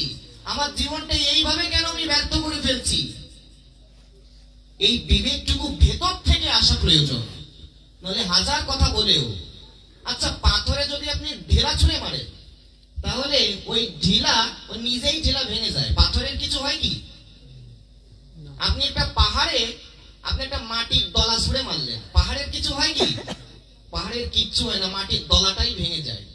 তো আমার মতন এরকম কোটি বক্তা এসেও যদি ভেতর থেকে আমাদের ইচ্ছাটা না জাগে যে আমাকে পরিবর্তন হতেই হবে, কোটি কথায়ও কাজ হবে না, ভেতর থেকে আসতে হবে। এই জন্য আমাদের সনাতনীর কর্তব্য কি?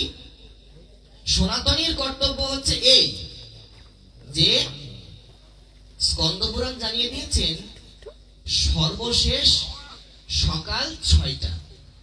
সকাল কয়টা?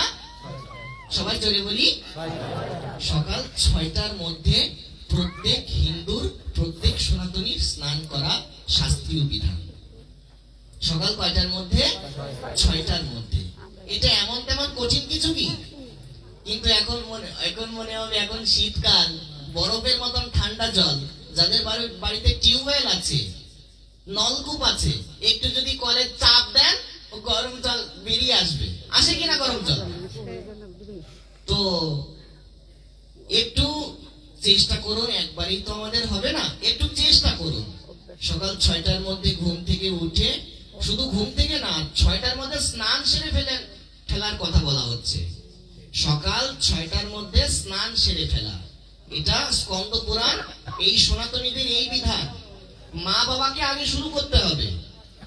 সন্তান, ওই মা বাবাকে দেখাতে কি সন্তানও দেরি করে ওঠে, 10টা 12টা না, অনেকে তো 11টা পর্যন্ত ঘুম থেকে ওঠে না, 11টা পর্যন্তই তারা শুয়ে থাকে।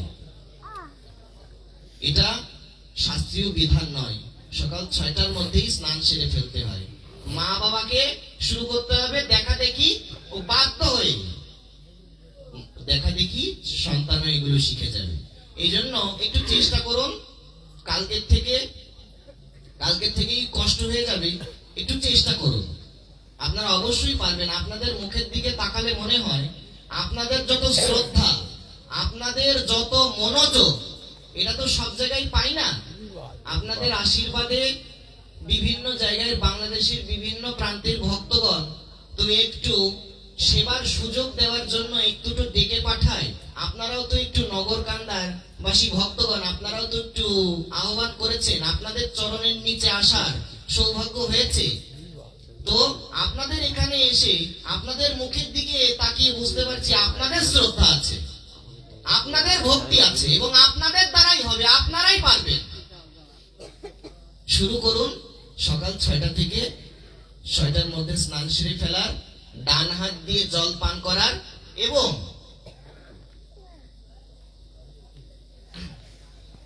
দেখুন একটা গুরুত্বপূর্ণ বিষয় আছে। আমাদের একটা বিষয় একটু অপরাধ হয়ে যায়। অনেক সময় আমরা ভক্তদের আলিঙ্গন করার জন্য হোক কিংবা প্রণাম করার জন্য হোক, অনেক সময় আমরা ইচ্ছাকৃত হোক অনিচ্ছাকৃত হোক এই তুলসী দেবীর অবজ্ঞা হয়ে যায়। অনেক সময় আমরা একেবারে তুলসী গাছের নিচেই অনেক সময় জুতো পর্যন্ত স্পর্শ হয়ে যায়, নারায়ণ নারায়ণ। এগুলো করলে ভক্তি নষ্ট হয়। এইটা কিন্তু সাধারণ কোনো গাছ না। আমাদের পৃথিবীতে যত গাছ আছে সব গাছ, কিন্তু এটা কিন্তু গাছ না। কেন? কারণ শাস্ত্র বলছেন এটা ভক্তি দেবীর স্বরূপ, এটা গাছ না। গাছ বুদ্ধি করলেই অপরাধ। তাহলে ভক্তি দেবীর গায়ে যদি আমার চরণ লেগে গেল, ভক্তি দেবীর গায়ে যদি আমার জুতো স্যান্ডেল লেগে গেল, ওরে বাবা, এ কি মুখে বলা যায়? অপরাধ হয়ে যাবে। কিন্তু গোবিন্দ রুষ্ট হবেন। গোবিন্দের যে ভক্তি, সেই ভক্তি কিভাবে হবে বলুন? এই জন্য অপরাধ হয়ে যায়। এই জন্য একটু সাবধান থাকতে হবে যাতে তুলসী মহারানীর অবজ্ঞা না হয়। এবং শুধু সেই জন্য না, যখন আমরা তুলসী চয়ন করি সাবধান থাকতে হবে যাতে নখটা তুলসী দেবীর গায়ে না লেগে যায়। নখ স্পর্শ করতে নেই, আপনি আঙুল দ্বারা, এবং সবগুলো আঙুলও স্পর্শ করা যায় না।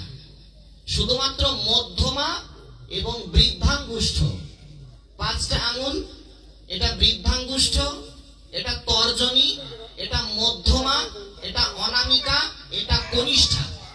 এর মধ্যে এই বৃদ্ধাঙ্গুষ্ঠ এবং মধ্যমা, এই দুটো আঙুল দিয়ে হাতটা দেখে নেন, এই দুটো আঙুল দিয়ে তুলসী চয়ন করতে হয়, তুলতে হয়।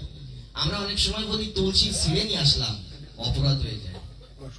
তুলসী ছেঁড়ার বিষয় নয়। সব সময় সব অবস্থায় তুলসী স্পর্শ করা যায় না।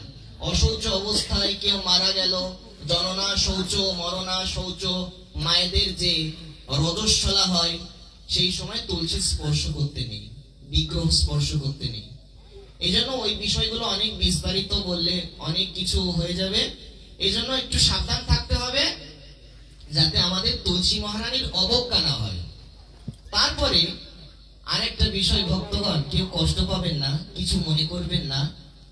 সেই বিষয়টা হচ্ছে, অনেক সময় আপনারা হয়তো আমাকে সন্তান জ্ঞানী, অনেক আমার মায়ের থেকেও যারা বড়, তারা এসে আমাকে আলিঙ্গন করেন। কিন্তু দেখুন এই যোগটা না এখন অন্যরকম। এখন যতই আপনি ভক্তি ভালো মন নিয়ে আমাকে আলিঙ্গন করতে আসেন, যদি পাশের কেউ ছবি তুলে ফেসবুকে আপলোড করে দেয়, তখন বাজে কথা ছড়িয়ে যাবে একদম, যে সাধু এসে পরের বউকে আলিঙ্গন করছে। ছড়াবে কিনা? এই জন্য এই জিনিসটা একটু সতর্ক থাকা উচিত। ভাগবত আসরে এসে কখনো নারী পুরুষ আলিঙ্গন করা উচিত নয়। এই জন্য এটা একটু আমাদের একটু সতর্ক থাকা উচিত। মায়েরা মায়েদেরই আলিঙ্গন করুক, বাবারা বাবাদের করুক, প্রণাম করলে দূর থেকে করুক, কিন্তু আলিঙ্গন করতে নেই। এটা আসলে, আর দেখুন আপনি যে একটা শুদ্ধ মন নিয়ে ভালো মন নিয়ে আলিঙ্গন করবেন, আপনি যাকে আলিঙ্গন করছেন তার মনটা কিন্তু ভালো নাও হতে পারে। এই জন্য সব দিক বিচার করেই চলতে হবে। এখন তো একটু কিছু হলেই দোষ, শুধুই দোষ। এই জন্য ভক্তগণ যাই হোক, এই যে এই বিষয়গুলো একটু নজরে রাখবেন।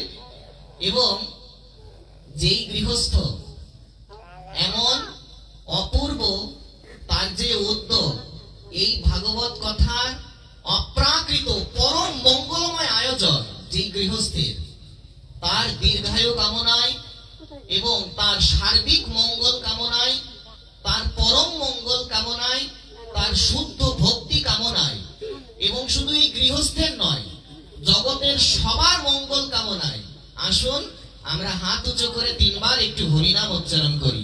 হরে কৃষ্ণ কৃষ্ণ কৃষ্ণ হরে হরে, হরে রাম রাম রাম হরে হরে, হরে কৃষ্ণ কৃষ্ণ কৃষ্ণ হরে হরে, হরে রাম রাম রাম হরে হরে, হরে কৃষ্ণ কৃষ্ণ কৃষ্ণ হরে হরে, হরে রাম রাম রাম হরে হরে। আপনাদের সত্যি আপনাদের যে শ্রদ্ধা, অবাক হতে হয়, বিস্মিত হতে হয়। আপনাদের চরণ তলে আসতে পেরে আমি ধন্য, এবং এই নগরকান্দাবাসীও ধন্য। এবং একজনের কথা যদি না বলা হয় আমি বড় অকৃতজ্ঞ হয়ে যাব। একদম আমার কাছেই, আমার সামনেই বসে আছে আমার পরম প্রিয়, আমার পরম শ্রদ্ধা ভাজন, আমার পরম প্রপূজ্য চরণ, বন্দনীয় চরণ, আমার গৌতম মামা। এই অঞ্চলে, এই এলাকায় তার যে অবদান, এটা আমি 2-1টা ভাষার দ্বারা আমি বর্ণনা করতে অক্ষম। এই অঞ্চলের রত্ন বললেও ভুল হয়ে যাবে। মামাকে যদি রত্ন বলে আমি এই আখ্যাটা দিই, এই রত্ন টাইটেলটাও ভুল হয়ে যাবে। তার অবদান এত, শুধু এক মুখে নয়, সহস্র মুখে গৌতম মামার প্রশংসা করলেও সেটা কম পড়ে যাবে। এজন্য মামার প্রসঙ্গে অতিরিক্ত কিছু বলে মামাকে ছোট করার অধিকারও আমার নেই। এই গৃহস্থেরও যে এমন অপূর্ব উদ্যোগ এবং আয়োজন, আপনারা সবাই আশীর্বাদ করবেন তার দীর্ঘায়ু কামনায়, তার মঙ্গল কামনায়, যেন শুধু এবার না, পরের বার বারবার যেন এমন অপ্রাকৃত ভাগবতের আয়োজন তারা করে আমাদের ভক্তি পাওয়ার এই উপায় তারা করে দিতে পারে। যাই হোক, আপনারা অনেকটা মনোযোগ দিয়ে, রাত হয়ে গেছে তো, আপনারা অনেক মনোযোগ দিয়ে, এই শীতের রাতে মানে 10টা 13 মানে অনেক রাত, আপনারা অনেক মনোযোগ দিয়ে শুনলেন, আপনারা অনেক শ্রদ্ধা নিয়ে শুনলেন। আমি আপনাদের প্রত্যেকের চরণের কৃতজ্ঞ, আপনাদের প্রত্যেকের চরণে ক্ষমা প্রার্থনা করছি, প্রত্যেকের চরণের দাসানুদাস এবং প্রত্যেকের চরণে কোটি কোটি সশ্রদ্ধ দণ্ডবত প্রণাম জ্ঞাপন করছি আপনাদের সকলের চরণে। এবং আপনারা এতক্ষণ যাবৎ সত্যি একেবারে হৃদয় মন ছুঁয়ে গেছে আপনাদের চরণতলে এসে। এভাবেই যেন শুধু এ জন্মে না, এই স্বাদ শুধু এ জন্মে না, জন্মে জন্মে, পরের জন্মে, তারপরের জন্মে, শুধু এ জন্মে না, জন্মে জন্মে যেন আপনাদের দাসানুদাস হয়েই যেন থাকতে পারে। এই জন্য ভক্তগণ, আসুন এই শীতের রাতে আমরা একটু ভগবানের নাম উচ্চারণ করে দেখুন, জগতের কত মানুষকেই তো আমরা ডাকি, ডাকি কিনা? মানুষকে ডাকতে আমাদের ভুল হয় না, মানুষকে ডেকে ডেকে আমাদের গলা একেবারে চৌচির হয়ে গেল, ভেঙে গেল। অনেক সময় মানুষকে ডাকতে ডাকতে গলা ভেঙে যায় কিনা? তো আসুন মানুষকে ডেকে, হয়তো জগতের কল্যাণ হবে, জগতের প্রয়োজনে মানুষকে ডাকার প্রয়োজনে ডাকতে হবে, কিন্তু আপনি যদি গৌর বলে চিৎকার করেন, গোবিন্দ বলে চিৎকার করেন, যদি রাধা বলে চিৎকার করেন, তাহলে এটা শুধু নিজের কল্যাণ হবে না, এটা জগৎ কল্যাণ হয়ে যাবে। এজন্য আসুন আমরা সবাই একটু প্রাণ খুলে, প্রাণ ভরে, প্রেম সে আমরা সবাই একটু বলবো রাধে রাধে। সবাই বলেনি, আমি দেখতে পাচ্ছি সবাই বলেনি, কারণ এত ভক্ত যদি বলে তাই বাঁশ ফেটে যাওয়ার কথা। সবাই একটু জোরে বলুন না, রাধে রাধে। এটা কোনো জোর হলো? এই জোর শুনে মনে হচ্ছে আপনারা সবাই উপবাস করেছেন। সবাই জোরে বলুন রাধে রাধে। সনাতনীরা তো বাঘ, সনাতনী তো বাঘের বাচ্চা, তো বাঘের আওয়াজ চাই, রাধে রাধে। সনাতন ধর্ম কি? আসুন আমরা এখন একটু কীর্তন আস্বাদন করব, আমরা একটু কীর্তন আস্বাদন করব, আমরা কেউ যেন উঠে না যাই।